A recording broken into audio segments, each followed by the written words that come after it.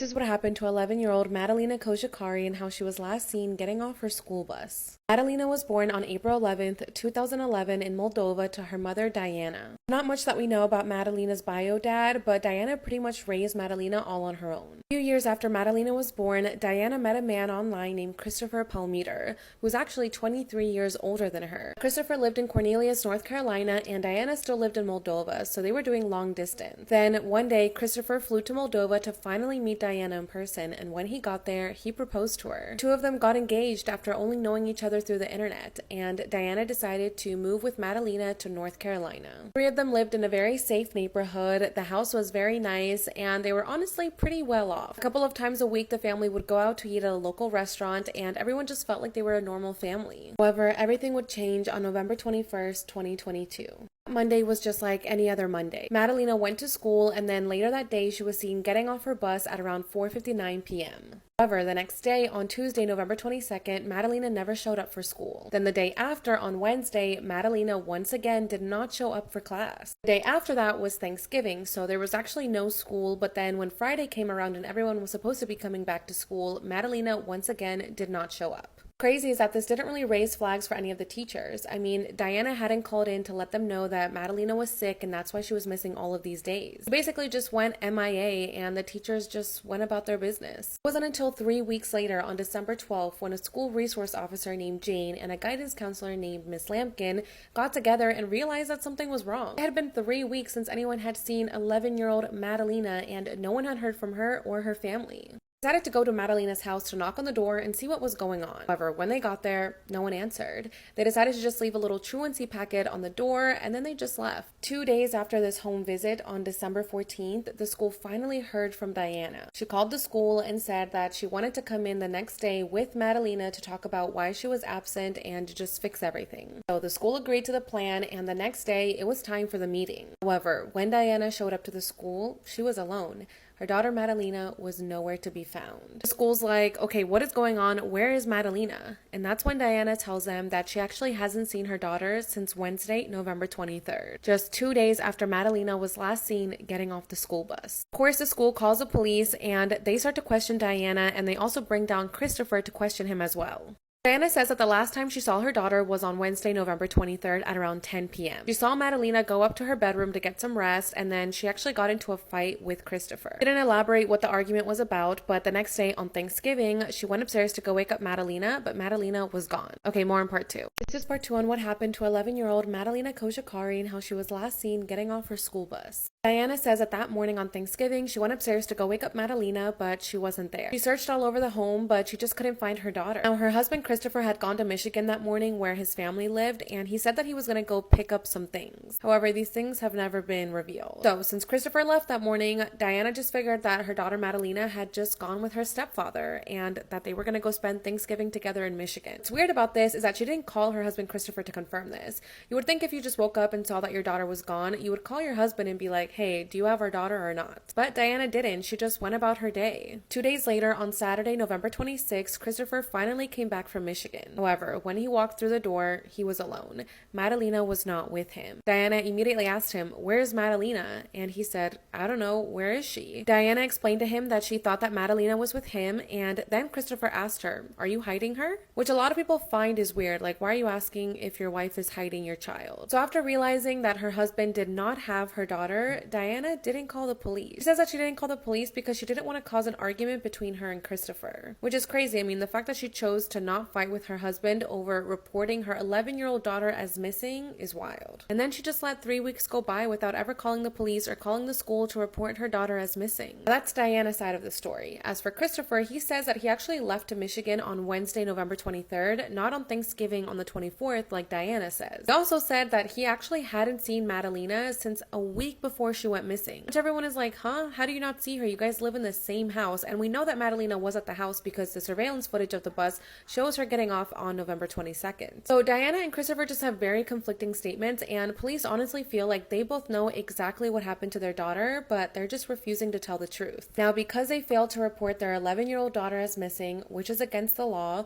on December 17th, 2022, Madalina's mom Diana and her stepfather Christopher were arrested. Now, while they were behind bars, police were still trying trying to figure out what actually happened. So they went to go speak to some neighbors, and these neighbors said that they saw the family burning couch cushions outside of the home, which is odd. I mean, why are you burning couch cushions while your daughter is missing? And investigators discovered that the day after Madalena was last seen getting off the bus on November 22nd, Diana took a trip to Madison County, North Carolina, and she took this selfie on a trail. Then 3 weeks later, the day that she told the school that Madalena was missing, Diana went back to this trail and took another selfie. This area is very isolated, so police wonder, why did Diana go here while her daughter was missing? And how was she just smiling and taking selfies knowing that her daughter was gone? It also revealed that Diana had asked one of her nephews to help her smuggle her and Madalena out of the country because she was scared of Christopher. Diana says that Christopher was abusive, and inside her car, police did find Madalena and Diana's Moldovan and Romanian passports as well as her debit card. So this information does give police hope that maybe Madalena is still alive. Maybe Diana did smuggle her out of the country and she's out there somewhere. Diana claims to not know what happened to her daughter. She recently came out and said that she believes that her husband Christopher sold their daughter for money. As for Christopher, he is staying quiet, and he says that he has no idea what happened to his daughter. To this day, 11-year-old Madalena Kojakari is still missing. If you guys know anything about what happened to her, please contact the number on the screen, and please continue to share her story and share her flyer. This is a case of 19-year-old Alexi Treviso and how she went to the hospital complaining of back pain, but ended up getting charged with murder. Alexi Treviso was a 19-year-old senior in high school living in Artesia, New Mexico. She was on the varsity cheerleading team, and she was dating her boyfriend Devin for about 2 years. Honestly, Alexi just seemed like a typical teenage girl. Her prom was coming up soon, her graduation was around the corner, and she was already thinking about what university she was going to go to in the fall. January 26, 2023, that day was pretty much just like any other day for 19-year-old Alexi. She went to cheerleading practice that day and got home in the afternoon. She spent some time with her family, and then she went to bed. However, she was woken up in the middle of the night with severe back pain. This was like not normal back pain. Like, Alexi was in so much pain that her mother decided to take her to the hospital. Alexi and her mother Rosa arrived at the Artesia General Hospital in the early morning hours of January 27th. Alexi checked in and told the doctors that she had really bad pain in her back, so they wanted to do a test to see if maybe she had a UTI or a kidney infection, since back pain can be a symptom of both of those things. So they're getting ready to do those tests, and then they asked Alexi, "Are you pregnant?" Which is a very common thing to ask. I mean, if you're a girl and you've gone to the doctor before, I feel like they always ask you if you're pregnant. On top of that, experiencing back pain can be a symptom of pregnancy. So the doctor asked Alexi, "Are you pregnant?" And she says no, that she's still a virgin and that she hasn't engaged in any sexual activity. So the doctor's like, okay, perfect. And they send Alexi over to go get a CAT scan done so that they can check for kidney stones. While she's getting that test done, the doctors decide to still do a pregnancy test just in case, because you never know. So they did a urine test, and when the results came back, they were positive. Alexi was pregnant. Now, of course, pregnancy tests can sometimes be inaccurate, so the doctors wanted to check her blood just to make sure that she was actually pregnant. While all of this is going on, Alexi tells the doctors that she needs to go to the bathroom. Like, she has to go number 2, and it's coming out like right now. So she gets up from the hospital bed and she literally runs to the bathroom holding her butt because she feels like it's going to come out. She locks herself inside the bathroom and she's in there for quite some time. Doctors and the staff at the hospital are getting kind of worried because she's been in there for a while and they know that she's pregnant. So they're thinking maybe she's having some type of miscarriage or something else is happening. They knock on the door, but Alexi refuses to come out. At one point, her mother Rosa also goes over to knock on the door, but Alexi says that she's just having trouble going number 2 and that she'll be out shortly. At this point, Alexi has been in the bathroom for more than like 20 minutes. So the doctors tell her, if you don't open the door right now, we're going to unlock it. Before the doctor can unlock the door, Alexi just opens up and starts walking back to her room. One of the doctors looks inside the bathroom just to see, what happened, and they do see that there was all over the floor. They asked Alexi, what's going on? And she said that she simply got her period. Call over the cleaning lady to come clean up the bathroom, and when she starts to take out the trash, notices that the trash bag feels heavier than usual. So Leela, the housekeeper, goes to look inside the garbage bin, and when she pulls out a bag, she finds a baby. The baby was inside a clear plastic bag at the bottom of the bin. Okay, more in part 2.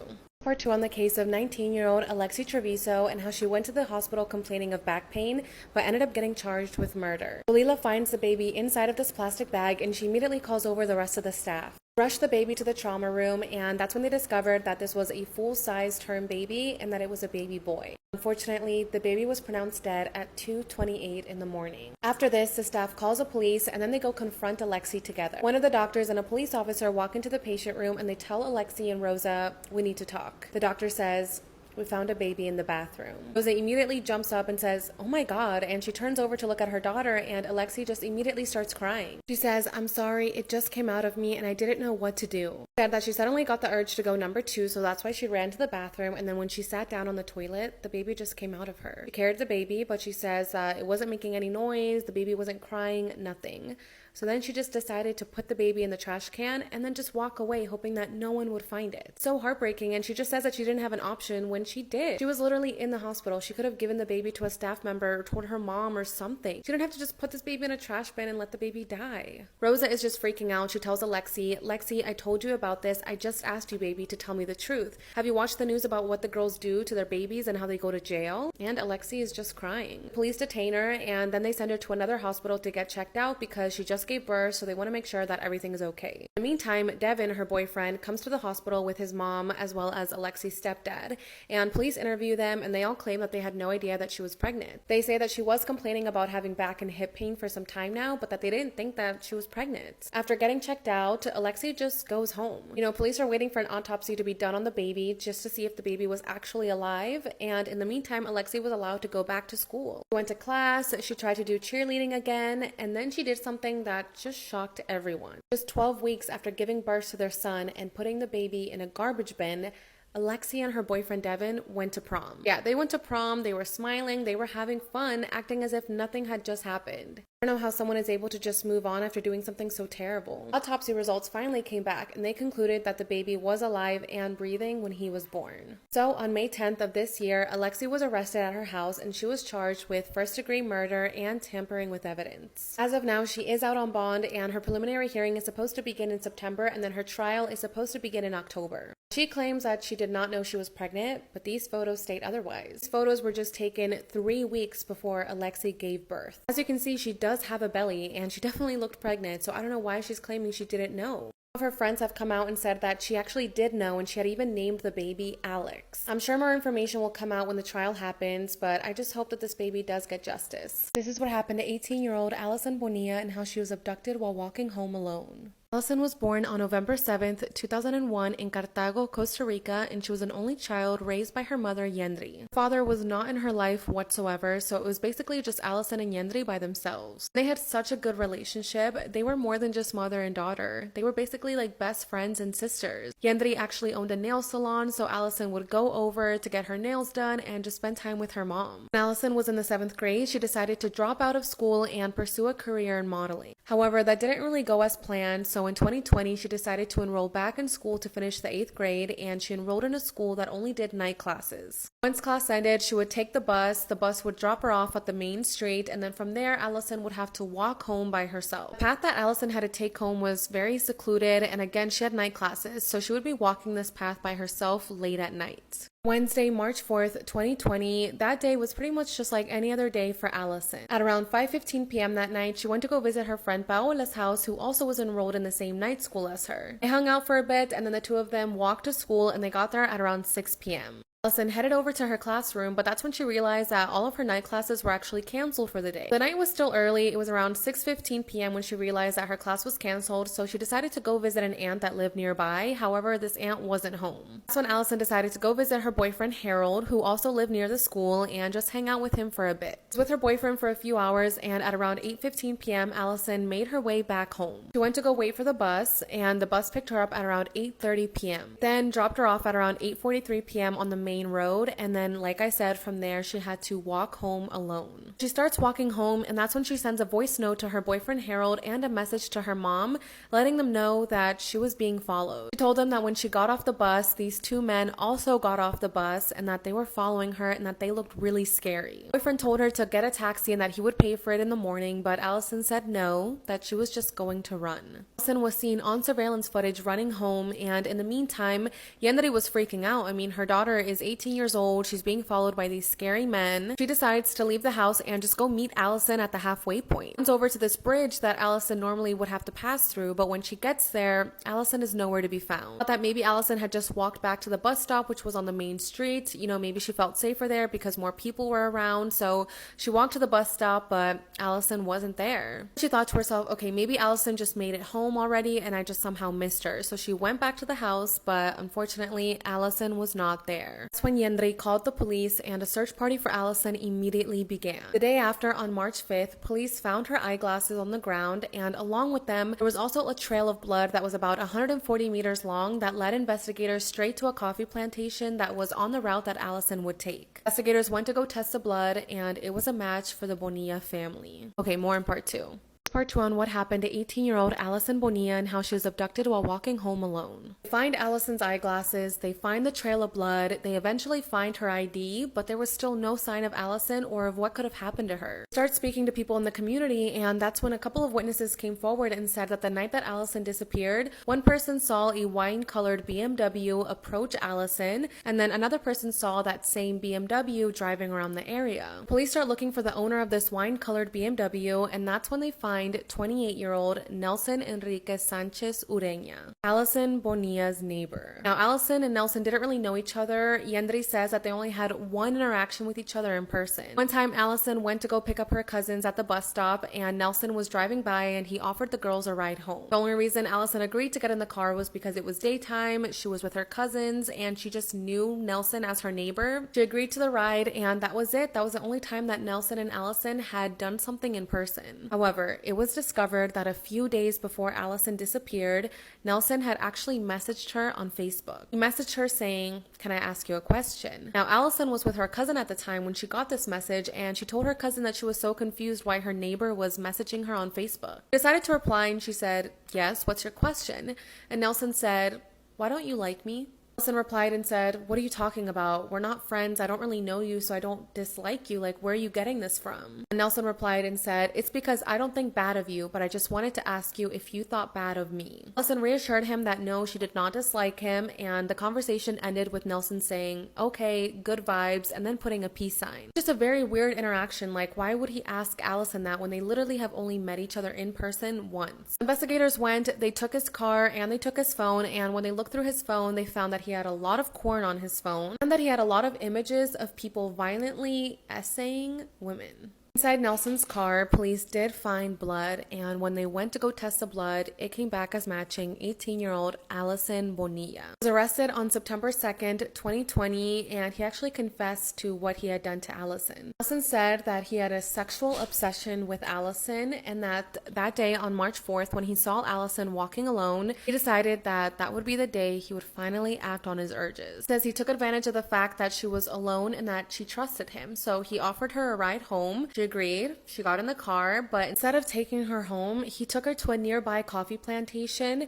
and he forced her to get out of the car. He then hit her so hard that her glasses fell off, and then he took her to a nearby house where then he R-worded her, and because he was scared that she would report this to the police, he decided to end her life. He put her body in his car, he drove over to a landfill, and then he threw Allison's body down this 450-meter deep landfill. It's really scary. I mean, Allison was alone on this trail at night. She thought she was being followed by these two men. She was scared. And then all of a sudden, her neighbor, who she's had a ride from before and, somewhat trusts, shows up and offers her a ride home. Of course she's gonna say yes. And her options were to either continue to walk alone with these two men or get inside her neighbor's car. It's really, really disappointing. And after confessing to this, Nelson actually took back his confession and said that he only said that because he felt pressured to. However, there was just so much evidence against him that on August 18th, 2021, Nelson was sentenced to 18 years in prison. 18 years for all of those horrible things that he did to Allison. It was just really disappointing for the family, and the judge actually didn't include that he essayed Allison because he said that there was really no proof of that because of how her body was found, which I will get into. So yeah, he was given 18 years, but the family did appeal this, and they were actually granted this appeal, so he will be resentenced, and I will keep you guys posted on what happens with that. As for Allison, it took some time to find her body in this landfill. It took them 25 days after Nelson confessed and pointed them to this landfill to find Allison. And unfortunately, not all of Allison was found. Investigators found some of her bones, some parts of the clothing that she was wearing that day, and one of her shoes that had her nails inside. And when the mom saw the nails, she knew that this was her daughter because, again, she owned a nail salon and she actually had painted her daughter's toes. So she knew that this was part of her daughter's body. However, her skull was was never found, and unfortunately, investigators think that animals got to her. Because not all of her body was found, they were not able to determine a cause of death, and that's why the judge was not able to include the essaying into the sentencing. Alison Bonilla did not deserve this. She did not deserve this, and it's really disappointing that they had only given Nelson 18 years originally. There's so many protests that happened because of this, and thankfully he is going to get a new sentence, but my heart just breaks for the family, and I'm just so sorry that this happened. I truly hope that Alison Bonilla does get justice. This is a case of 19-year-old Melissa Witt and how she was abducted from a bowling alley parking lot. Melissa Witt was born on April 20th, 1975 in Fort Smith, Arkansas to her mother Mary Ann and to her father Johnny. Parents divorced when she was a child, so she was pretty much just raised by her mother Mary Ann, and they had a really close relationship. They would do everything together, and Mary Ann was really overprotective of Melissa. Friends described Melissa as being kind, bubbly, quirky, and just a really nice person. At the time, Melissa was currently enrolled in community college, and she also had a part-time job working as a dental assistant, and her dream after college was to become a dental hygienist. Everything seemed to be going well for Melissa, but on December 1st, 1994, that would all change. That day, 19-year-old Melissa got up and she got ready for school just like any other day. Before she headed out, she actually asked her mother Mary Ann if she could borrow some money, but Mary Ann said no. This kind of caused some type of argument between them, and Melissa left the house kind of upset with her mother. This really wasn't like a massive fight, it was just more of like a disagreement, and by the next day, Mary Ann and Melissa would have been over it. So after having the disagreement with her mom, Melissa continues to get ready, and then she heads over to school. Once classes ended, she went to Chick-fil-A to go have some lunch with her best friend, and then afterwards, she headed to work. Her shift ended at around 5 p.m., and when she got inside her car to start heading home, the car wouldn't start. So was freaking out about this, she didn't know what had happened, but thankfully there were some witnesses nearby that were able to come over and, help her start the car. Melissa figured that maybe she accidentally left the car lights on and that had drained the battery. So after getting her car fixed, she headed home. When she walked inside the door, she realized that her mother wasn't home, but that she had left her a note. This note told her to go meet her at a local bowling alley called Bowling World. Mary Ann was upset about the fight that they had earlier in the day, so she wanted to invite her daughter over to Bowling World to have some dinner, buy her a burger, and just kind of like talk about what had happened that morning. So she quickly changed, she got inside her car, and she headed over to Bowling World. Meanwhile, Mary Ann is already inside Bowling World waiting for her daughter to arrive, but Melissa never shows up. Mary Ann doesn't freak out, she figures that maybe Melissa was still upset about their argument in the morning, maybe she went to go hang out with her friends, and that was it. She waited at the Bowling World for some time, but since Melissa never showed up, she decided to just go home. She figured that when she would get home, she would just see Melissa inside and they would talk everything out then, but when she got home, Melissa was not there. Mary Ann thought that this was weird. Melissa didn't leave a note explaining that she was going to go to her friend's house or anything like that, so where was Melissa? Mary Ann continued to wait around, but when midnight came, she started to grow even more concerned because this was so unlike Melissa. It was a Thursday, so that meant that the next day, was Friday. Melissa would have school and have work, so it was just not normal for her to stay out until midnight. Mary Ann started calling around to all of Melissa's friends, but no one knew where she was. She called the police to report Melissa as missing, but when she told the police about their argument that they had in the morning, they just figured that Melissa was a runaway. But Mary Ann knew that her daughter would never do this. She would never willingly leave. Okay, more in part 2. This is a case of 19-year-old Melissa Witt and how she was abducted from a bowling alley parking lot. So Mary Ann tells the police that there's just no way her daughter ran away, but they don't listen to her. Literally don't start looking for Melissa. So now Mary Ann figures, it's up to me to look for my own daughter. She starts going around town, posting flyers of her missing daughter and just spreading the word to the community. Mary Ann put out so many flyers that eventually the news picked up on the case and reported on Melissa's disappearance. Now, once the news reported about this, the Major Crimes Unit in Fort Smith also picked up on the case and they began their own investigation. And that's when there was finally a break in the case. Dan came forward and said that on the night that Melissa disappeared, he was at Bowling World and he found a set of keys on the ground. So he picked up the keys and the key had a keychain that said Missy, which was Melissa's nickname. Couldn't find the owner of the car, so he just turned in the keys to the lost and found. So after hearing that tip, police go to Bowling World, they ask the employee for the car keys and they get them. Once they start inspecting them, they notice that there was blood on the car keys. After getting the keys, police start looking for Melissa's car and they end up finding her car in the parking lot. It's crazy that it took them a few days to find Melissa's car in the bowling alley parking lot. Like, I figured that they would have looked there first since that's where Melissa was supposed to be going to. Either way, they find Melissa's car and they start looking around the area and they also find multiple pools of blood near her car. With this, police determined that Melissa had made it to the bowling alley. She was on her way to meet her mom and,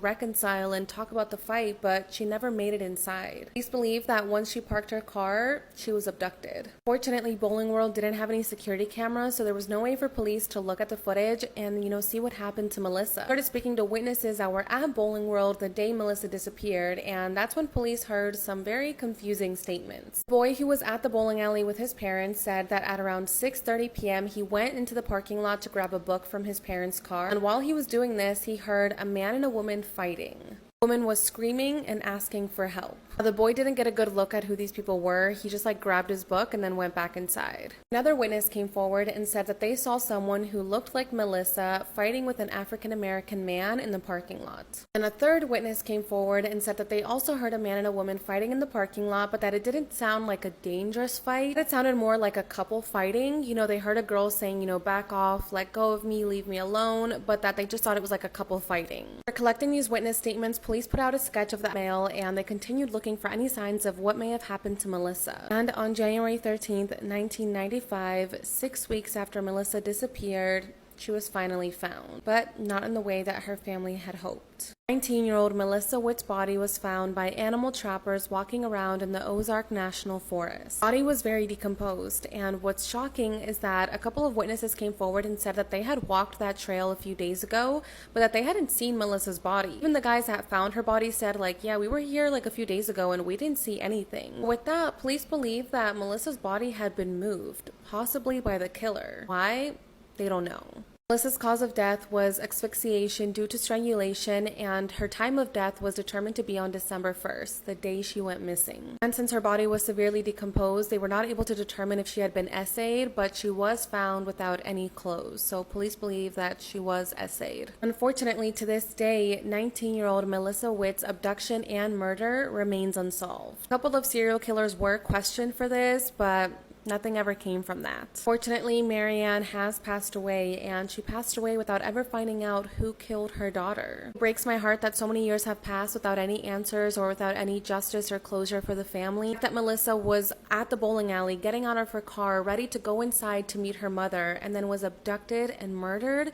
It's just terrible. Marianne was inside the bowling alley with, no idea that her daughter was getting abducted right outside the door. If you know anything about what happened to Melissa Witt, please contact the number on the screen. This is a case of 11-year-old Maria Gonzalez and how she told her dad that someone was knocking on the door before she was killed. Maria Elena Gonzalez was an 11-year-old girl from Guatemala. She was born to her parents Carmelo and Ana Elizabeth, and then she also had a younger sister. About 4 years ago, Maria and her father Carmelo actually moved to the United States in hopes of finding a better life and better opportunities. The mother, Ana Elizabeth, had to stay back in Guatemala with the younger sister because she had some health issues, and Maria just really loved her father, and they had such a close relationship that she wanted to come with her dad to the U.S. Living in Florida for some time, and then they moved to Austin, Texas, and then at the time of her death, they were living in Pasadena, Texas. The reason they chose Pasadena, Texas is because Carmelo had family members that were already living there, so he just wanted Maria to grow up with her relatives and with her cousins. Saturday, August 12, 2023, that day was supposed to be just like any other day. Carmelo got up at around 9 o'clock in the morning and started getting ready for work.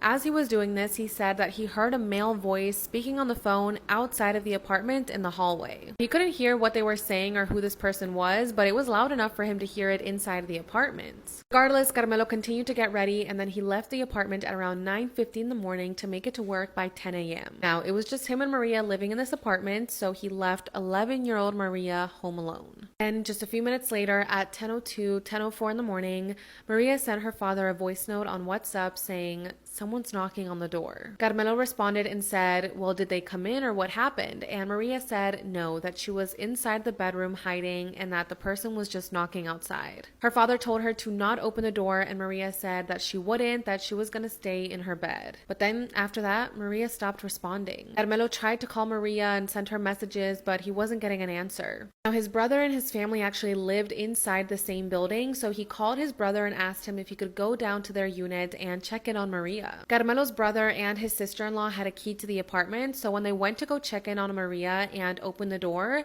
they realized that the door was unlocked, which was very strange because Maria always had the door locked when she was home alone. So they walk inside, and that's when they see that there was coffee and sugar scattered in the living room and that the couch had been moved. Start looking around, but Maria is nowhere to be found. They call out for her name, but they just couldn't find her. The brother and sister-in-law message Carmelo and tell him that they weren't able to find Maria, and then they go back to their own apartment. At around 3 p.m., Carmelo was finally able to get off work, so he goes back home and he's joined by his brother and his sister-in-law to continue to search for Maria. But Maria was still missing. Carmelo's looking around his house and he notices that the family's laundry basket is gone. So he's thinking, oh, maybe Maria went to go do laundry and that's where she's been this entire time. However, when he looks underneath their bed, he finds the laundry basket.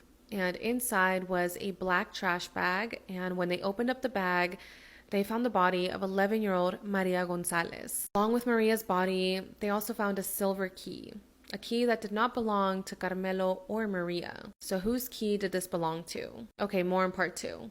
This is part 2 on the case of 11-year-old Maria Gonzalez and how she told her father that someone was knocking on the door before she was killed. After finding Maria's body, the family calls the paramedics and the police, and when they arrive, they do everything they can to save Maria, but unfortunately, it was too late. Maria Gonzalez was pronounced dead on the scene. They transported her body to the medical examiner's office for an autopsy to be conducted, and it determined that Maria's cause of death was asphyxiation due to strangulation, and it also determined that she had been essayed. Question now was, who did this and why? Carmelo hands over the silver key that he found in the apartment to the police and tells them, like, this key does not belong to me or to Maria. While police are processing this key, they go around the apartment building trying to speak to other residents to see if maybe they heard or saw something. They go speak to a nearby unit who some sources have said was across the hall from Maria's apartment. Others say it was nearby. Either way, they go speak to this nearby unit, and inside were living 3 men. One of them included 18-year-old Juan Carlos Garcia Rodriguez. This screenshot is from body camera footage from when police went to go question these men. So they asked the 3 men,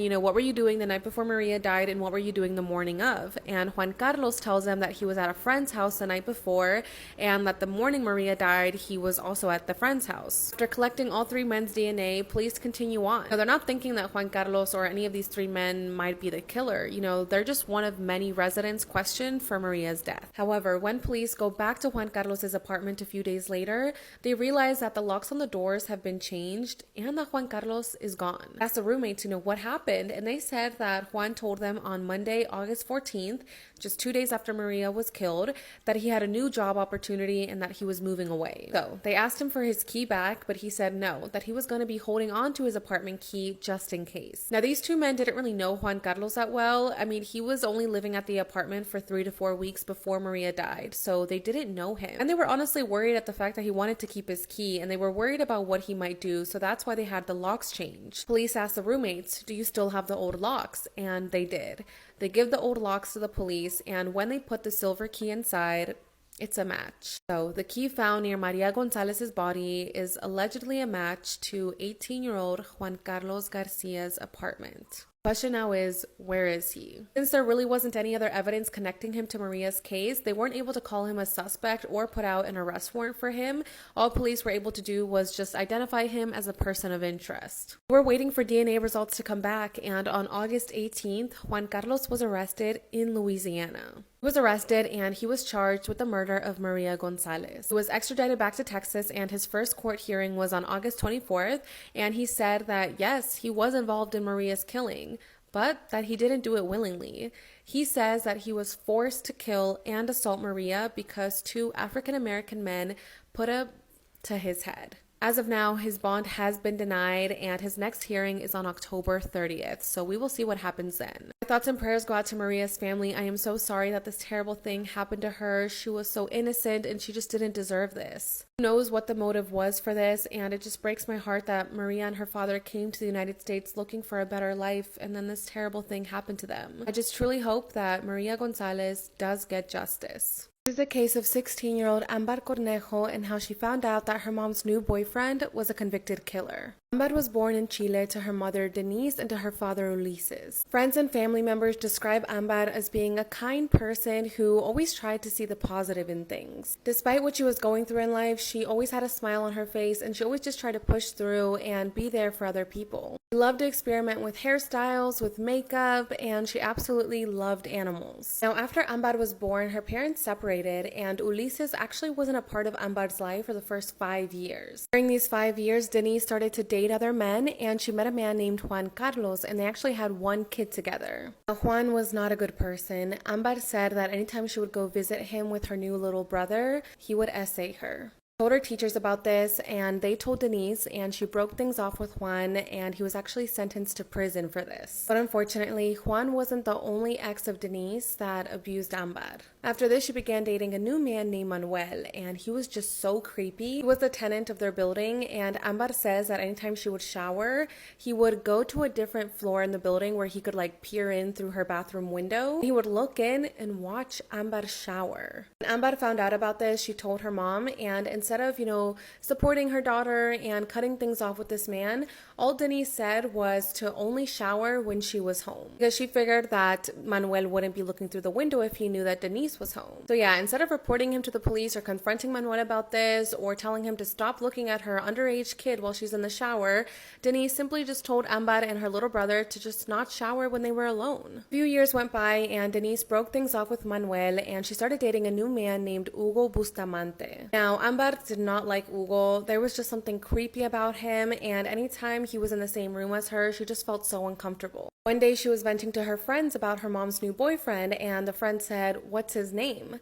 And Ambar said, "Hugo Bustamante," and the friend said, "Wait, I know that name." So they Googled him, and what they saw on Google was truly traumatizing. They learned that Denise's new boyfriend was a convicted killer. They discovered that in 2005, Hugo had murdered his girlfriend Veronica and her 9-year-old son, Eugenio. Imagine finding that out, that your mom's new boyfriend, who is already living with you after only a month of knowing each other, is a killer who literally killed his past girlfriend and her child. Ambar was so upset about this, and she told her mom the truth, but Denise didn't care. In fact, she told Ambar that she shouldn't be so judgmental and that she should give Hugo a second chance because he's a changed man. Ambar was so upset that her mother was choosing a man over her own daughter, so she actually wrote a letter to the apartment building letting them know that a convicted killer was living in the building. Okay, more in part 2.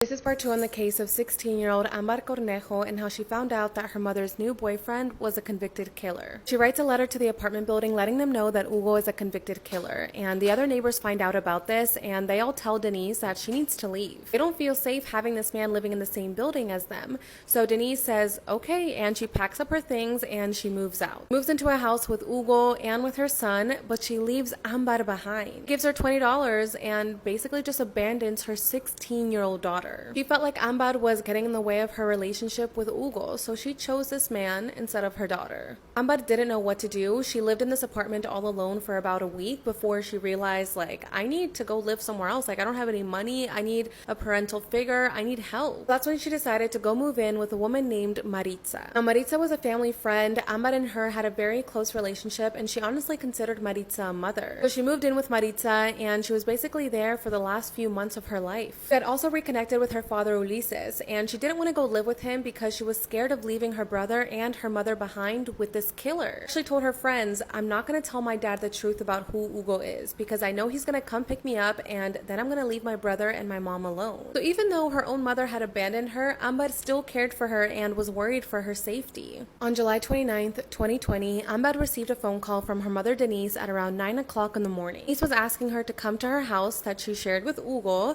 to come pick up some money that her father Ulises had sent her. Ambar told her aunt Maritza that she was going to go to the house real quick. The house was only a few blocks away, so it should have taken her less than 20 minutes to go there and come back. Ambar left her house, but she never returned. Maritza started to get worried. It wasn't like Ambar to just disappear, and she kept calling her phone, texting her, everything, but she received no response. She called Denise to ask her, did Ambar make it to your house or what happened?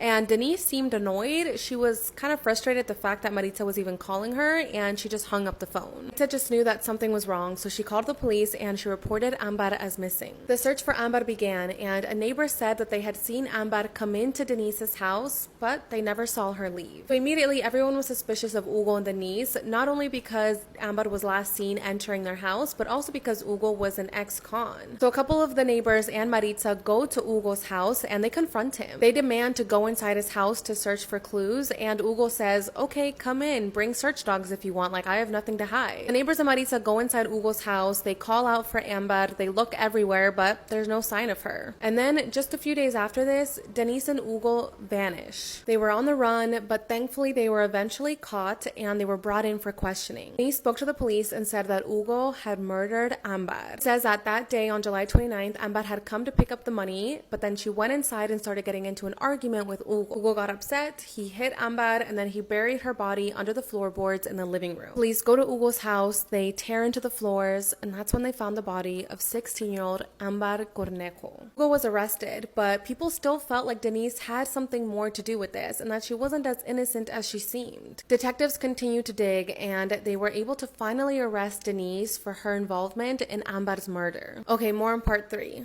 This is part 3 on the case of 16-year-old Amber Cornejo and how she found out that her mom's new boyfriend was a convicted killer. So detectives arrest Denise and they reveal that on July 29th, Denise had lured Amber to her house with the intent to kill her. So that day when Amber arrived to the house, Denise asked her to come inside. Now normally Amber would never go inside the house because she refused to be in the same room as Hugo, but that day Denise was so persistent that she was able to convince Amber to come inside. As soon as Amber entered the house, Denise and Hugo grabbed her, they immobilized her, and then Hugo R-worded her. Denise let this disgusting man R-word her daughter in front of her, all because she loved him. After that, Denise left the house because she had to go distract Amber's little brother who was coming home from school, so she left to go distract him. In the meantime, Hugo got rid of Amber's body and buried her underneath the floorboards. It's just absolutely disgusting. I don't know how a mother could do this to their own child. During the trial, it was also revealed that Hugo and Denise had essayed Amber's little brother. They added those charges onto their case, and in the end, Denise and Hugo were sentenced to life in prison. What's crazy is that Hugo was already in jail for the murder of his girlfriend Veronica and her child, but he was released early because of good behavior. He didn't even serve half of his sentence. He wasn't supposed to be released until 2032. So if the justice system had done its job, Hugo would have never been released early. He probably would have never met Denise, and Amber would most likely still be alive today. It's just so upsetting, and my heart just absolutely breaks for Amber's friends and family. The fact that she still cared about her mom's safety and she was worried about what Hugo might do to her, but then was betrayed by her mom is just so upsetting. I'm so sorry that this happened to Amber, and I'm just happy that she got justice. This is the case of 9-year-old Aisha Degree and how she vanished on Valentine's Day. Aisha Degree was born on August 5th, 1990 in Shelby, North Carolina to her parents Harold and Aquila Degree. She had a brother named O'Brien who was only a year older than her, and the entire family was really close. Friends and family describe Aisha as a loving girl who was quiet, reserved, and just loved to be with her family. She was really good at sports. She loved to play basketball and softball, and her family says that she was really scared of strangers. She wouldn't talk to people that she didn't know, and she was afraid of the dark. She was afraid of thunderstorms, and she was even afraid to pet other people's dogs. On February 12, 2000, Aisha was really excited about her school's basketball game. However, that excitement was short-lived because Aisha actually fouled out of the game, and then her team ended up losing by just 1 point. Now, she was really competitive and she was really into basketball, so she felt like this was her fault and that she had let her team down. Witnesses say that they saw Aisha crying with her teammates and with her parents and that they had to calm her down. The next day, on Sunday, February 13th, the family says that Aisha was over the basketball game and that she was happy again. They all had a family day together, they went to church, they went to go have dinner with some other relatives, and then they came back home to watch a basketball game. Around 8:30 p.m., the family was watching a basketball game when all of a sudden the lights in the house went out. Now, this happened because there was a thunderstorm going on outside and someone had crashed into one of the electrical poles, which caused the entire neighborhood to lose their electricity. Again, Aisha was really scared of thunderstorms and she was scared of the dark. So Aquila decided to put Aisha and her brother O'Brien to bed, and the two of them actually shared a bedroom. Put them to bed, and a little bit after midnight, the lights finally came back on in the house, and this is when Aquila decided that it was time for her to go to bed. Harold stayed up for a bit, and at around 2:30 in the morning, he decided it was time for bed. Before heading to his room, he stopped by Aisha and O'Brien's room and checked in on them, and he saw that both of them were sound asleep in their beds. However, it seemed like O'Brien wasn't fully asleep because he says that he heard his dad close the bedroom door, but then he also heard Aisha making a noise. A noise was coming from her bed. It sounded like she was maybe rolling around sound in her bed or like the bed was squeaking, so he didn't look up to see what was going on. He just went back to sleep. The next morning on February 14th, 2000, Iquilla woke up and she went to the kids' bedroom to start getting them ready for school. However, when she walked into the kids' bedroom, she realized that Aisha was gone. She started going around the entire house screaming out for Aisha but received no response. She started looking outside all over the neighborhood to see if anyone had seen Aisha, but no one had. That's when the family decided to call 911 and report Aisha Degree as missing. Detectives arrived to the house and they discovered that no locks or windows had been broken, meaning that Aisha had walked out of the house herself and locked the door behind her. They determined that she disappeared sometime between 2:30 in the morning and 6:30 in the morning. Two truck drivers came forward saying that they saw a girl matching Aisha's description walking along Highway 18, which was about a mile away from Aisha's house between 3:45 and 4:15 in the morning. Okay, more in part 2. This is part 2 on the case of 9-year-old Aisha Degree and how she vanished on Valentine's Day. So one of the truck drivers says that they saw Aisha walking alone and they were really worried for her. There was a thunderstorm going on, it was 4 o'clock in the morning, and Aisha was not dressed appropriately for the weather. So he actually turned his truck around and he approached Aisha and tried to speak to her to see if she needed any help. But Aisha didn't say anything to this man and she just ran into the forest. He said that the little girl was wearing a white dress, sneakers, and had her book bag and her hair in pigtails. Now the truck driver didn't call 911 to report this, he just notified other truckers in the area that there was someone walking along the highway and to be careful. On February 15th, the Turner family, who lived on a large property near Highway 18, which is where Aisha was last seen walking, found some items in their shed that they believed might be related to the case. They had found candy wrappers, a pencil, a green marker, and a Mickey Mouse hair tie, so all things that definitely indicate that they belong to a child. A passport-sized photo of this little girl was also found in the shed, but this little girl is not Aisha. So the detectives show the Degree household this photo, but they have no idea who this person is. It's not one of Aisha's classmates, basketball teammates, nothing. The Degree family was also shown the other items that were found in the shed, and they confirmed that the hair tie did belong to Aisha, and that the candy wrappers found were from the same candy that Aisha had received from her basketball team on Saturday. The question everyone had is, why were Aisha's things found inside the shed, and who was the little girl in the photo, and why was it there? Detectives figured that maybe after Aisha was confronted by the truck driver on the highway, she had ran into the shed to hide and had left her things there. Detectives released this photo to the public, hoping that they could help them identify the little girl in the photo, but they've never been able to. The case went cold until August 3rd, 2001, almost 18 months after Aisha Degree was last seen. This is when a contractor who was digging a road near Laurel Creek, which is just off Highway 18, which again is where Aisha was last seen, dug up something wrapped in a black trash bag. He opened up the trash bag and inside was Aisha's backpack. 99% of the items found inside the backpack were confirmed to be Aisha's, but these two items are not. Dr. Seuss book was found in the backpack, which did not belong to Aisha, and she also had not checked it out from school. And then this New Kids on the Block nightgown was also found, but it did not belong to Aisha. So why were these two things inside her backpack? They released images of these items to the public in hopes that someone would come forward confirming that these belonged to them, but no one ever has. The case went cold again until 2016. This is when a new clue came in stating that someone matching Aisha's description was seen getting into a vehicle that looked like this one on the day Aisha disappeared on Highway 18. However, to this day in 2023, police have not released more details about this car or if they have found the driver of this car. It's been 23 years since Aisha Degree was last seen, and to this day, her case remains unsolved. If you know anything about this case, please contact the number on the screen. If you want to hear more about the case, you can listen to episode 24 of my podcast, What Happened with Jackie Flores. I go into more details about the case, theories, unanswered questions, family statements, and more. Thoughts and prayers go out to Aisha Degree's family, and I truly hope that she is found soon. This is the case of 29-year-old Bianca Carrasco and how she vanished while in the process of divorcing her husband. Bianca was born on July 21st, 1986, and is originally from Odessa, Texas. Now, Bianca and her sister Giovanna did not have an easy childhood. When Bianca was in the 3rd grade, her mother Barbara sent her to go live with her biological father and just pretty much abandoned her. From there, Bianca did not have contact with her mother, and her father wasn't really the best father figure either. At 16 years old, Bianca ended up getting pregnant, and her dad recommended that she give the baby up for adoption. At this point, Bianca felt like she didn't really have the support that she needed from her family to have this baby, so she decided to give it up for adoption. She gave birth to this baby girl on July 1st, and then just a few weeks later, on July 21st, Bianca turned 17 years old. She went back to high school, graduated, and when she was 18 years old, she went to go look for her mother. She found her mother, they started to kind of have some type of relationship, and she also started to meet everyone on her mom's side of the family. This is when Bianca met a man named Joe Daniel Carrasco, who was 10 years older than her. Now, Joe Daniel was Bianca's aunt's husband, so he was her uncle, but not by blood, just by law. Remember, Bianca did not grow up with this man. It's not like she always saw him as an uncle figure. She didn't even know him until she was 18 years old. Well,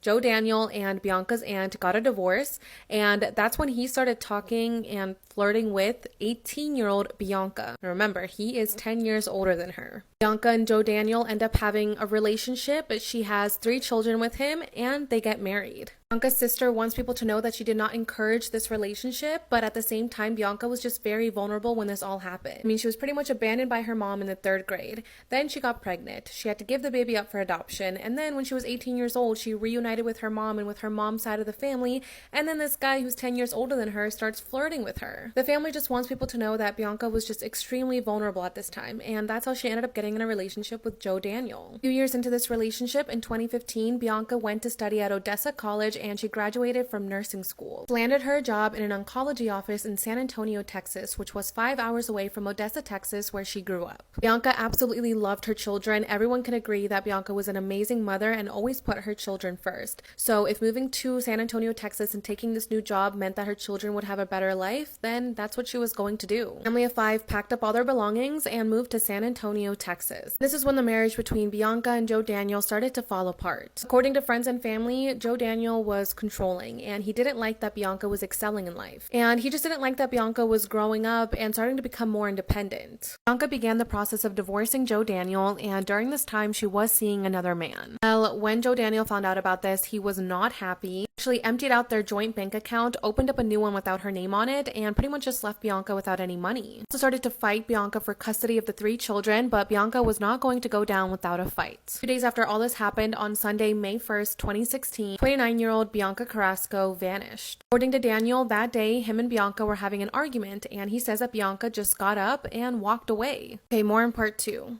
This is part 2 on the case of 29-year-old Bianca Carrasco and how, while in the process of divorcing her husband, she vanished. So Joe Daniel says that after Bianca walked away, he got in his truck with the youngest child and started driving to Odessa, Texas, which again is 5 hours away, to go to work. At this time, he still had his job in Odessa, Texas in an oil field, so he would commute to work. That while he was driving away, he passed Bianca walking on the street, made eye contact with her, and then continued to drive. Moving over to Bianca's family, her sister Giovanna started to notice that something was odd. She would talk to her sister pretty much every single day, but Bianca was now MIA. Hadn't heard from her all of Sunday afternoon, and then when Monday rolled around, she still didn't hear from her sister. Giovanna started to get worried, so she actually called Joe Daniel and asked her, "What's going on with my sister? Where is she?" And that's when Joe Daniel explained to her that the last time he had seen Bianca was Sunday afternoon after their argument. He said that Bianca simply just walked away and that he was now in Odessa, Texas with the youngest child. Giovanna was like, "Okay, where are the other 2 children?" And that's when Joe Daniel said that the 2 children were still in San Antonio, Texas, all by themselves, unsupervised. This is when Giovanna knew that something was wrong. I mean, there was no way that Bianca would just abandon her children and just leave them alone. So Giovanna told him, "If Bianca does not appear by tomorrow on Tuesday, then I'm gonna call the police." And Giovanna says that Joe Daniel got upset about this. He told her to not call the police, to not get them involved, and to just let things kind of calm down. Well, the next day, on Tuesday, Giovanna tried to get in contact with her sister, but again, she received no response. She called Bianca's job at the oncology office, and that's when they told her that Bianca had not shown up for her shift on Monday or on Tuesday. This is when Giovanna knew that something was terribly wrong, so she called the police and reported her sister as missing. Detectives brought Joe Daniel down to the police station. They questioned him. They asked him if he would do a polygraph test, and he agreed. Detectives were like, "Great, when can you come in so we can give you a polygraph test?" And this is when Joe Daniel said,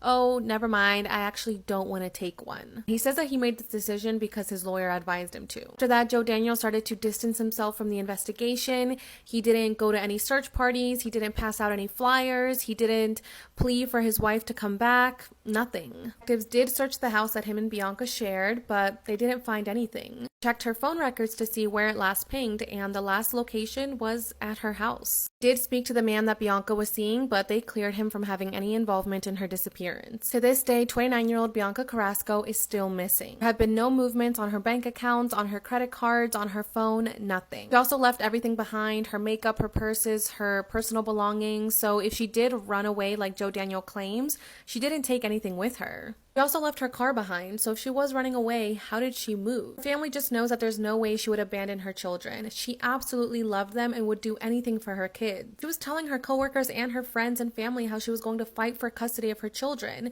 so there's no way she would just leave them. Bianca's sister, Giovanna, just wants to know what happened to her sister. The family does have a GoFundMe, and the money will be used towards a reward for any information as to what happened to Bianca. If you know anything about what happened to her, please contact the number on the screen. This is the case of 15-year-old Leah Anderson and how it's believed that she was murdered by someone she knew. Leah Anderson was born on November 24th, 1999 in a town called Thompson, which is in northern Manitoba, Canada. She was born to her parents, Sally and Gilbert, and she had 2 sisters and a brother. Now, she and her family were a part of the Cree community, and the Cree community is one of the largest indigenous groups in North America. Now, Leah and her siblings did have a difficult upbringing. When she was just 6 years old, her father, Gilbert, was actually murdered. We don't really know the details of his death. What we do know is that his killers were caught and prosecuted. Father's death was really difficult on the family, and it was especially difficult on Sally, the wife. She struggled to deal with the grief, and as a result, she fell into addiction. And from there, Leah and her siblings were put into the foster care system. For the next 2 years, Leah and her siblings would move around from different foster homes, and in 2005, when Leah was 8 years old, her Aunt Myra and her Uncle Wayne gained custody of all 4 children and moved them to a community called God's Lakes Narrow, which is an indigenous reserve for God's Lake First Nation. Leah and her siblings were so happy about this. No longer had to be in the foster care system. You know, they were going to be with their aunt and uncle, and they also really liked God's Lake Narrows. Everyone in this community belonged to the Cree community, and it was a really isolated town of only about 1,300 people. It was pretty secluded from the rest of the world, and there were basically only 2 ways into the community. Either fly in, or during the wintertime, you would have to go in through an ice road. For those that don't know, an ice road is a human-made road that is built on frozen rivers or lakes. On Friday, January 4th, 2013, 15-year-old Leah Anderson was on winter break. At the time, the roads to God's Lake Narrows were actually closed, meaning that there really was no way for people to get in or out of the town.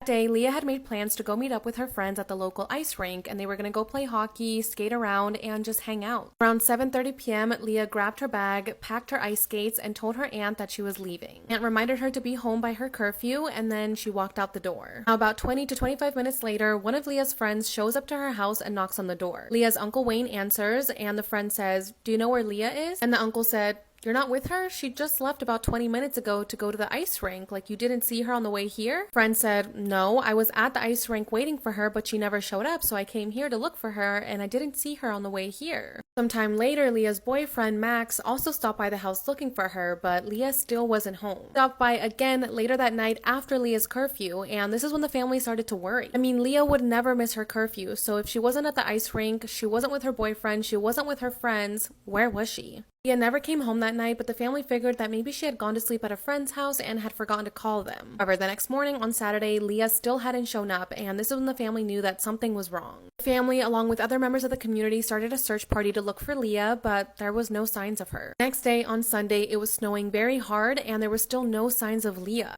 However, at around 10 a.m., police received a call stating that someone had found a body. Okay, more in part 2. This is part 2 on the case of 15-year-old Leah Anderson and how it's believed that she was murdered by someone she knew. Police get a call in at around 10 o'clock in the morning stating that someone had found a body along the snowmobile trail. Next to the victim's body was a hat, and police showed the family this hat, but they confirmed that it did not belong to Leah. However, police then showed them a boot that was found in the snow along with a pair of ice skates, which Leah's family did confirm belonged to her. So the body found was 15-year-old Leah Anderson. Now, the people that discovered her body thought that she had been attacked by animals. That's how disfigured she was. However, after an autopsy was conducted, this revealed that she was not attacked by an animal, that she was killed by a human. She had defensive wounds on her hands, meaning that she fought back her attacker, and her cause of death has not been revealed. It was also determined that her time of death was on January 4th, the night she disappeared at 10 p.m. And detectives also don't believe that she was killed on the snowmobile trail, only that her body was left there. This just really shocked the small community, and everyone just wanted to know who did this and why. We started asking around to see if anybody had seen Leah the night that she died, and this is when a couple of people came forward saying that Leah was actually at a party Friday night. This party was hosted by a woman named Josephine Chubb, and Josephine is actually Max's cousin, who is Leah's boyfriend. A couple of people say that they saw Leah at this party. However, when detectives and reporters went to go ask Josephine about this, she says that Leah was never at her party and that she didn't even know who she was. She specifically said, "I didn't even know who she was. I heard she was just a little girl." However, a lot of people are confused by this because, again, Josephine is Max's cousin, so how does she not know her cousin's girlfriend? After this, police continue with the investigation and they go through Leah's Facebook to see if they can find any clues as to who could have done this to her. That's when they discovered that a man named Stephen Chubb had messaged Leah on Saturday, January 5th, the day after she died. He messaged her saying, "I hope you didn't tell on us." Now, if you notice, Stephen has the same last name as Josephine and as Max. Well, that's because Stephen and Josephine are siblings, and Stephen is Max's cousin. Detectives go speak to Stephen and they ask him, "What are you hoping Leah didn't tell people?" And that's when Stephen reveals that him and Leah were in a secret relationship a few months ago and that he didn't want her to tell people. What's odd is that a couple of people said that Stephen had told people at a party that he had murdered someone. He specifically said, "I committed murder, I'm going away for a long time, and I'm going to hell." Now, a reporter confronted him about this, and Stephen just said that he was simply joking. He denies having anything to do with Leah's involvement, and he has never been arrested or named a suspect in her murder. Detectives and the family believe that Leah was killed by someone she knew and by someone in the community. Roads were closed the day she was murdered, so when police got there to investigate her death, the killer was most likely still in town. Years went by, and in 2017, a 23-year-old man from the community, who has never been named, was arrested for the murder of Leah Anderson. However, the day after he was arrested, he was released, and no more information about that has come out. This day, Leah Anderson's case remains unsolved, and her family is still looking for answers as to who could have done this to her. This is the case of 21-year-old Cindy Song and how she vanished after Halloween night. Cindy was born on February 25th, 1990 in South Korea, and she spent most of her childhood there. When she was 15 years old, she decided it was time for a change. She wanted to leave South Korea and move to Virginia in hopes of getting a better education. Her aunt and uncle already lived there, so she moved to Virginia and began this new chapter of her life. Friends and family say that Cindy was extremely independent, hardworking, and just an overall great person. She was really creative. She had this personal page where she would write poems about what she was feeling. She eventually enrolled in Penn State University, and she was getting a degree in integrative arts. This was a student-led degree, so you had to be very self-directed and very independent, which Cindy was. Cindy was having an absolutely great time at Penn State University, and she was just juggling so much. She was balancing her degree, 2 part-time jobs, and she was in a lot of extracurricular activities, and on top of that, she had a boyfriend. Her boyfriend was named Richard, and they were actually living together on an off-campus apartment, and things seemed to be going well. However, one day, Richard suddenly ended the relationship with Cindy, which of course absolutely broke her heart, and it took her some time to heal from this, but she was starting to get better and she was starting to get happy again. So let's fast forward to Halloween night in 2001. This year, Halloween fell on a Wednesday, and normally Cindy wouldn't go out during the week. You know, she had to go to school, go to work, she just had too much going on, so she didn't like to go out drinking on a weekday. But since it was Halloween, she decided to go out with her 2 friends, Stacy and Lisa. Since this was such a last-minute plan, she didn't have a Halloween costume ready, so she decided to just be a bunny. She grabbed some bunny ears, she grabbed a pink shirt, she put a little tail on her skirt, and that was her costume. She wasn't like a sexy bunny or anything like that. She was just like a cute bunny, and this is actually a photo of her in the costume that she was wearing that night. So Cindy goes out with her friends, they go to a local nightclub, and they're there until about 2 o'clock in the morning. After the nightclub, she goes to a friend's apartment to play some video games, and then at around 4 o'clock in the morning, Cindy decides to go home. Her friend Stacy offers her a ride, and she drives Cindy to her apartment, drops her off, and watches Cindy walk up the steps towards her door. However, she didn't physically see Cindy walk into her apartment. Now the next day, Cindy's roommate Catherine comes home to an empty apartment. She thought this was weird, but the door was locked, so she just assumed that Cindy had gone out and would be home later that day. They actually had plans to go meet up with some friends later, so Catherine waited, but Cindy never showed up. The next day on Friday, Cindy was still missing. Then Saturday came along and there was still no sign of Cindy. Finally, Sunday rolls around, and at this point it's been 4 days since anyone has seen or heard from Cindy. This is when her friends knew that something was wrong, because at this point she had missed work and she had missed school, which is something that Cindy would never do. This is when the friends decided to call 911 and report Cindy as missing. Okay, more in part 2. This is part 2 on the case of 21-year-old Cindy Song and how she disappeared after Halloween night. Detectives begin the investigation and they start by going through Cindy's apartment to see if they could find any clues. They first wanted to determine if Cindy had ever even made it inside her apartment because, again, her friend watched her walk up the steps but never saw her go inside. So the first theory people had was that while Cindy was walking to her door, someone approached her and abducted her. However, that theory was quickly ruled out because inside her apartment, detective found items that indicate that Cindy had made it inside. They found her backpack, they found her cell phone, and they also found the false eyelashes that she was wearing that night. However, they weren't able to find her purse, her wallet, her ID, her credit cards, or the clothes that she was wearing that night. So this led investigators to believe that she had made it inside her apartment. She started to get ready for bed, she took off her false eyelashes, but then she decided that she needed to quickly go out. She wanted to go to the store to buy some food and thought it was going to be a quick trip, which is why she didn't even take her cell phone. Then somewhere along the route to the store, Cindy was abducted. However, there were no security cameras at the apartment complex or at any of the local grocery stores that she might have gone to, so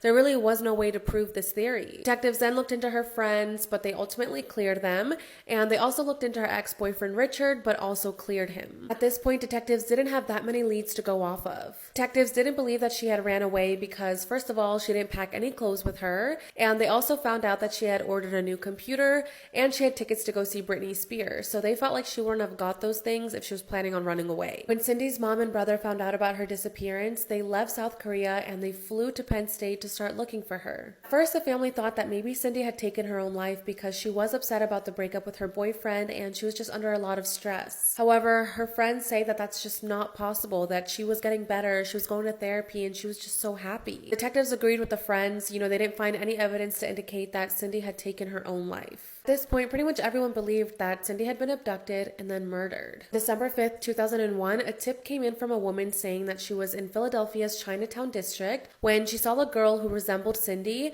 getting abducted and pushed inside a vehicle. This is a sketch she gave of the man, and detectives did look into this, but they claimed that the tip was false and they confirmed that that was not Cindy. After this, detectives were pretty much back to square one. The case would go cold for the next 2 years, but in June of 2003, detectives received a tip stating that a man named Ugo Selensky was Cindy's killer. Now, Ugo was a convicted murderer, and the person that gave the tip said that Ugo had killed Cindy on the night of Halloween with the help of another man named Michael. Michael and Ugo were driving around the area that night when they saw Cindy walking in her Halloween costume and mistook her for a prostitute. Two of them decided to abduct Cindy, bring her back to Ugo's house, and then they R-worded her before killing her. Then they buried her in his backyard. So detectives listen to this tip and they go to Ugo's house, they dig up the yard, and that's when they come across 12 buried bodies. 12. And one of the bodies belonged to Michael, the man that they claim helped Ugo kill and abduct Cindy. They found 12 bodies, but none of those bodies were Cindy's Song. Since they never found Cindy's body or any type of evidence tying Ugo and Michael to Cindy, he was never arrested or charged for her disappearance. Fortunately, to this day in 2023, Cindy's Song is still missing. Detectives believe that Ugo was the abductor and killer of Cindy's Song, but they just haven't found any evidence to connect him to it. It really is shocking how someone can just disappear without a trace, and it's crazy how so many years have passed without answers. My thoughts and prayers go out to Cindy's family, and I just hope that one day they do get answers and that Cindy gets justice. This is part 2 on the case of 7-year-old Fatima Cecilia and how she was abducted by a family friend. So a tip comes in saying that the woman in the sketch is a girl named Gladys Giovanna Cruz Hernandez, and that she lives in this house with her husband Mario and their 3 children. Detectives go search the house, but it's empty. Gladys and Mario are no longer there, but they did leave pretty much everything behind. Detectives start going through their stuff, and that's when they found a couple of items connecting to Fatima. Inside the house, detectives found Fatima's shoes, some of her jewelry, and blood. The sweater that the mystery woman was wearing in the surveillance footage was also found inside the house, as well as straps that detectives believe were used to strangle Fatima. Now that detectives found these items, they were wondering, who is Gladys and Mario and how are they connected to Fatima? Like, why did they abduct her? Well, it turns out that Fatima and her family knew Gladys. Gladys had 2 daughters, and they actually both went to school with Fatima. One of them was actually in Fatima's classroom. Not only did their daughters go to school together, but at one point, Gladys actually lived with Fatima and with Maria. Turns out that Mario is not a good guy. He is very abusive. He abused Gladys and their children, and according to neighbors, he had actually sprayed Gladys with perfume and tried to light her body on fire. Gladys couldn't handle this anymore, so she reached out to Maria, who she knew through other neighbors and because their kids went to school together, and asked if she could go live with her till she figured out what to do about Mario. So Maria opened up her doors and allowed Gladys and her children to come live with her, and Gladys and Fatima got pretty close. Eventually, Gladys left Maria's house and went back to go live with Mario, and since then, they hadn't really heard from her. But when detectives put the pieces together, they go to Maria and they tell her, like, hey, we think that Gladys is the one that abducted your daughter. Maria kept telling the detectives that they were wrong, that there's no way that Gladys would betray her like this and hurt her little girl, especially because she literally opened up her home and welcomed Gladys and her 2 daughters to go live with her, and she took care of her daughters, and it just didn't make sense to her. Detectives were like, well, we found Fatima's shoes in her house, we found Fatima's jewelry, we found her blood, like, it seems like she's the killer. The question now was, why did they do this and where were they? They ended up putting an Amber Alert out for Gladys and Mario, and the day after, on February 19th, the couple was finally caught. So it turns out that the couple had gone on the run after Fatima's body had been found, and that they were hiding at one of Mario's relatives' house. Well, this relative, an aunt, saw the news and saw Mario and Gladys's face on there and saw how they were connected to the death of a 7-year-old little girl, and she actually turned her own nephew in. So this is what Gladys claims happened. She says that Mario threatened her and told her to go find her a little girl as a gift because he wanted to make a little girl his girlfriend. Gladys said that if she didn't do this, Mario was going to turn one of their own daughters into his girlfriend. So in order to protect her daughters, she went out and abducted Fatima. She knew that Fatima would trust her. I mean, they lived together and their daughters were friends. So she used that trust to betray Fatima, abduct her, and bring her back to Mario. And then Mario painted Fatima's nails, dressed her in a new dress that he bought her, and then he essayed her. Fatima was screaming, she was fighting back, and because of this, Mario and Gladys thought that the neighbors were going to hear, so they decided to kill her. That wasn't part of the original plan. I guess Mario planned on keeping Fatima forever as his girlfriend, but since he was scared that they were going to get caught, they strangled her. As of now, the couple is still awaiting trial, and I just hope that Fatima does get justice. So heartbreaking that Gladys knew that Fatima would trust her and easily go with her. Fatima did not deserve this, and my thoughts and prayers go out to her family, and again, I hope that she receives justice. This is a case of 7-year-old Fatima Cecilia and how she was abducted outside of her school by a family friend. Fatima was born on January 8, 2013 in Mexico City to her mother Maria and to her father Jose Luis. Shortly after Fatima was born, Maria and Jose Luis ended up getting a divorce, and now Fatima was living with her mother Maria and with her 11-year-old brother Samuel. And honestly, after the divorce, things were not easy for Fatima's family. Her father wasn't really a part of her life anymore, and Maria actually had to sell candy on the street in order to make enough money to provide for Fatima and her brother. Despite the difficulty that her family was going through, everyone says that Fatima was really happy. She was a really sweet little girl. She was friendly, and she wasn't shy at all. She loved meeting new people, she loved talking, and she loved making people laugh. So let's talk about what happened on Tuesday, February 11th, 2020. That day, Fatima went to her afternoon classes, which ended at around 6:30 p.m. Maria was on her way to go pick up her daughter, but she was actually running behind, so she called the school and told them to keep an eye on Fatima because she was going to be about 10 to 20 minutes late. Maria eventually arrived to the school, but to her surprise, her daughter Fatima is gone. Just asking the school employees what happened and where her daughter is, but they say that they don't know. So Maria goes to the police station to try to report her 7-year-old daughter as missing, but that's when the police officers tell her that she actually needs to wait 72 hours before reporting her daughter as missing, which of course upsets Maria. I mean, this is a 7-year-old little girl. Like, how do they not care that she's missing? So the next day, on February 12th, Maria goes back to the police station to try to get police to investigate her daughter's disappearance, and that's when police finally decide to step in. The investigation went on for 4 days, and on February 15th, the body of a little girl was found in an abandoned parking lot about 3 kilometers away from Fatima's school, and she was found inside of a garbage bag without her clothes on. Detectives sent her body to get an autopsy, and they confirmed that this was 7-year-old Fatima Cecilia. Autopsy concluded that she had been essayed as well as beaten and tortured before being strangled to death. The same day her body was found, police were barely getting their hands on the security footage from surrounding businesses that could show what happened to Fatima the day she went missing. This footage showed Fatima standing outside of her school all alone when all of a sudden, she was approached by a woman. This woman comes up to Fatima, starts a conversation with her, grabs her by the hand, and the two of them start walking away. Detectives notice that Fatima seems pretty comfortable with this lady, as if she knew her, but the lady does not seem comfortable whatsoever. She's walking pretty quickly, she keeps turning her head to see if someone's following her or watching her, like she definitely looks like she's on alert. Two of them walk together for about 15 minutes before entering a white car and driving away. A sketch of the woman was made, but Fatima's family said that they had no idea who she was. Detectives released the sketch to the public, and that's when a woman came forward saying that she knew who the woman was. Okay, more in part 2.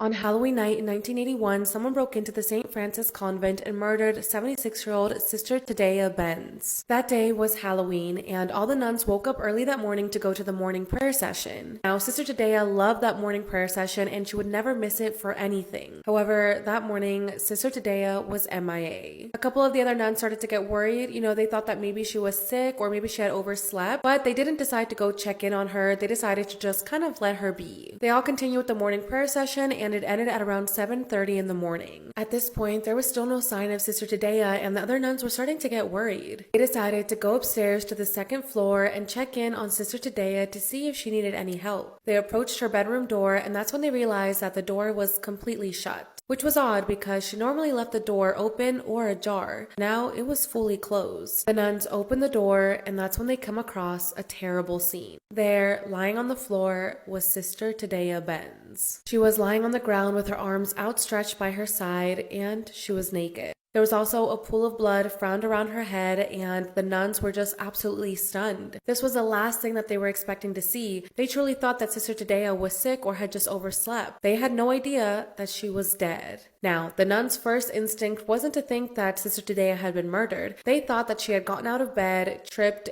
fell, hit her head, and that's what caused her death. Due to this, the nuns did not call 911, and they actually started cleaning up Sister Tadea's body and the crime scene. After wrapping her body in a blanket, they called the funeral home and started making the funeral arrangements. While the nuns were getting ready for Sister Tadea's funeral, one of the nuns walked into the community room, and that's when she noticed that one of the windows was broken. It seems like someone had tried to break into the convent, and that's when the nuns decided to call 911. However, they didn't call 911 because they thought that the burglary was connected to Sister Tadea's death. They just called 911 because someone had tried to break in. Police officers arrived to the scene and they started investigating the broken window, and that's when they overhear some of the nuns talking about Sister Tadea's death. The cops approach them and are like, huh? Like one of your nuns died this morning? And that's when the nuns explained, what had happened. Detectives start putting two and two together, and they realize that the break-in is 100% related to the murder of Sister Tadea Benz. They immediately rush to the funeral home to see if there's still any evidence found on Sister Tadea's body, and that's when they realize that her death was not accidental. Her neck and face had severe bruising, which indicated to detectives that Sister Tadea had been strangled to death. Along with the bruises, it was discovered that she had also been stabbed and she had been R-worded. Detectives immediately sealed off Sister Tadea's room as a crime scene, and they were able to find a couple of pieces of evidence. There was a butter knife found underneath her bed, and there were also footprints found on her headboard. The question everybody had was, who did this and why? Why would someone want to kill an innocent nun? Well, just days later, on November 9th, detectives had arrested 17-year-old Johnny Frank Garrett for the murder of Sister Tadea Benz. But was Johnny actually the killer, or did detectives arrest the wrong guy? Okay, more in part 2. On Halloween night in 1981, someone broke into the St. Francis convent and murdered 76-year-old Sister Tadea Benz. Just a few days later, on November 9th, detectives arrested 17-year-old Johnny Frank Garrett and charged him with the murder of Sister Tadea. So how did police find Johnny in the first place? A psychic came forward and said that she got a vision with Sister Tadea's killer. He described the killer as a teenage boy, slender, with olive skin, and was about 5'11", and that they lived across the street from the convent. When she got the vision of the killer's house, she saw that it had something to do with the name Clyde. The psychic was determined to find the killer, so she went out and searched for the home. Across the street from the convent, there was a house that had a doghouse in the front yard with the name Mr. Clyde written on it. Well, in her vision, she saw the name Mr. Clyde. So detectives decide to go investigate this house. At this point, they're desperate for answers, so they're even following a psychic's vision. They approach the home, and that's when they realize that they already know who lives here. It's a 17-year-old boy boy named Johnny Frank Garrett. Now, the reason that they're familiar with him is because he has been in trouble with the law in the past for burglary. So now, to detectives, it seems like the psychic's visions were right at least 2 times. One with the name Mr. Clyde being associated with the house, and the other with it being a teenage boy. Since Johnny was already in the system for burglary, they decide to run his prints against the fingerprints found on Sister Tadea's headboard, and it comes back as a match. They arrest Johnny, and according to detectives, he confesses to everything. What's odd is that there's no record of this confession. During this time, the cameras had been turned off in the interrogation room, so there's no videotape proving that Johnny confessed. All we have is the detective's statement. They even gave Johnny a written confession for him to sign, but he refused to. Johnny Frank Garrett said that he was innocent and that he did not murder the nun. As to why his fingerprints were found on Sister Tadea's headboard, Johnny claims that he had been in the convent before, which explained why his fingerprints were there. Now, yes, Johnny's fingerprints being found at the crime scene is pretty incriminating, but there's also a lot of stuff to prove that maybe Johnny didn't do this. For example, in Sister Tadea's bedroom, there was black curly hair found in the room, while Johnny had brown, sandy-colored hair, not black and curly. On top of that, there was also a white t-shirt found at the crime scene. Now, why is this white t-shirt so important? Well, just a few months before Sister Tadea was murdered, a 77-year-old woman in the same town was also murdered. Someone had snuck into 77-year-old Narnie Bryson's home, R-worded her, and then murdered her. At her house, there was black curly hair found and a white t-shirt, the same items found in Sister Tadea's room. Johnny's defense tried to argue that whoever killed Narnie was the same person that killed Sister Tadea. There were even witnesses that saw a Hispanic male with black curly hair leaving both crime scenes. The defense team did whatever they could to prove that Johnny Frank Garrett was innocent, but on September 2nd, 1982, Johnny was found guilty for the murder of Sister Tadea Benz and was sentenced to death.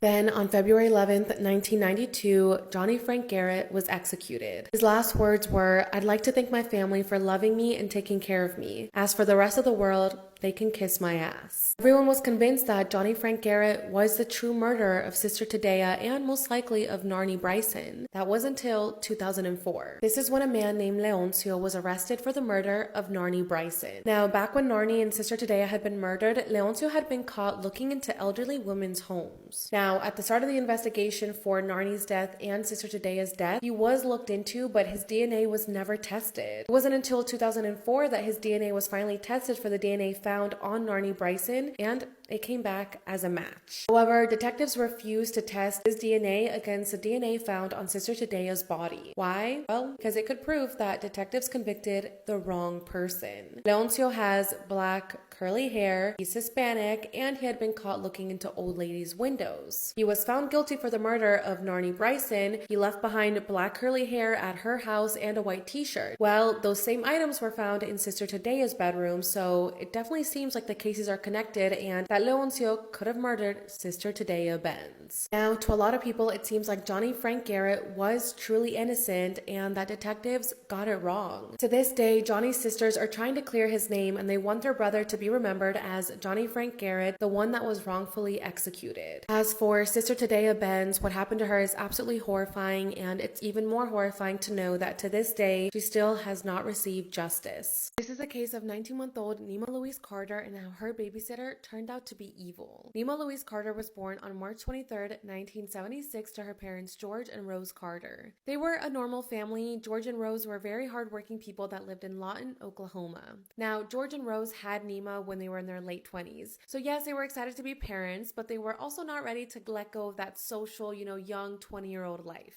They wanted to continue to go out, have date nights, be with their friends, so because of that, they would often hire a babysitter to watch over Nima. One of their favorite babysitters was 17-year-old Jacqueline Robideau. Now, Jacqueline was a high school student who would often babysit for other families in the neighborhood. Now, Nima really liked Jacqueline. According to her parents, anytime she would come over to babysit Nima would greet her with a huge smile on her face and would often give her hugs, which was great for the family. They felt like they finally had a babysitter that they could trust to take care of their baby girl. At this point, things seemed to be going well for the family. George and Rose were very much in love, and they also had a beautiful little girl. However, everything would change on Halloween night in 1977. That night, George and Rose put Nima to bed at around 11 p.m. Shortly after putting Nima to bed, she began to cry. Now, George and Rose were trying this new thing where they would kind of just let her cry herself to sleep. So that night, they let Nima cry They waited, just like they had many other nights, until Nima stopped crying and fell back asleep. Once Nima was asleep again, George and Rose started to get ready for bed, and a quiet night passed. However, the next morning when Rose woke up, she realized that Nima was gone. She started looking all over the house for any signs of her daughter, but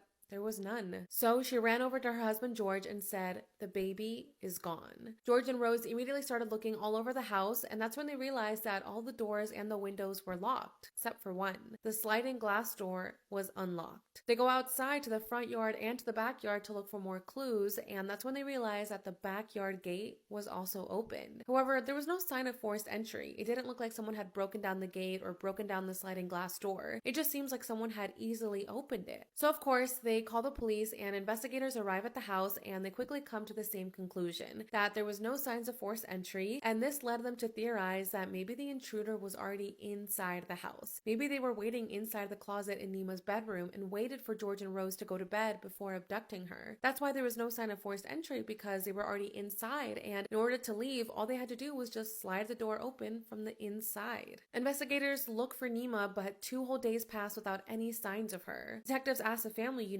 is there anyone that would want to hurt you, get revenge on you by abducting your daughter? And that's when George and Rose realized that 2 months prior to Nima's abduction, some weird things were going on in the house. First, their dog had been poisoned, and second, someone had broken into their house and scattered photos of Nima in the backyard. Okay, go to part 2. This is part 2 on the case of 19-month-old Nima Louise Carter and how her babysitter turned out to be evil. So at this point, George is starting to realize that maybe these incidents have a connection to Nima's disappearance. He lets detectives know about this, and the investigation continues. However, weeks would go by without any signs of Nima. Her parents were still holding on to hope that she would be found alive. But unfortunately, a month later, George and Rose's nightmare would become a reality. A group of kids were messing and playing around an abandoned home just 4 blocks away from Nima's house, when all of a sudden they stumbled across a fridge. They opened up the fridge, and that's when Nima's badly decomposed body fell out of the fridge and fell to the floor. She was still wearing the red t-shirt and the diaper from the night she disappeared. Now, the strange thing is that police had already checked this abandoned house weeks before. When they were initially doing their search of the neighborhood for signs of Nima, they had gone into that abandoned house and they had looked inside the fridge, but it was empty. So now police are wondering,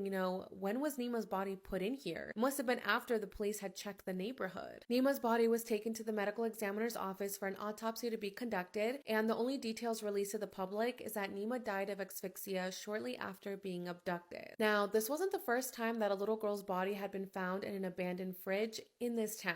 In 1976, just 1 year before Nima disappeared, twin sisters Mary and Tina Carpenter also disappeared. 2 days later, they were found in an abandoned home inside a refrigerator. Tina was found alive, but unfortunately her twin sister Mary did not survive. Mary had unfortunately suffocated to death inside the refrigerator. When detectives asked Mary who had done this, she said, "Jackie Boo, Jackie Burr." Now, Tina was just a little girl at this point, so police didn't really understand her, but when the family heard her say this, they were like, "Oh, we have a babysitter named Jacqueline, so maybe she's referring to Jacqueline." And who's this Jacqueline that babysat Mary and Tina Carpenter? Well, it's none other than Jacqueline Robideau, the same Jacqueline that would babysit Nima. Detectives brought Jacqueline in for questioning, but she denied everything and said she had nothing to do with what happened to Mary and Tina. Besides Tina's statement, there was really no physical evidence tying Jacqueline to this case, so detectives were never able to charge her for the death of Mary and for the abduction of Tina. Jacqueline continued to babysit for families in the neighborhood, and that's how she ended up babysitting for the Carter family. So now in Nima's case, police are like,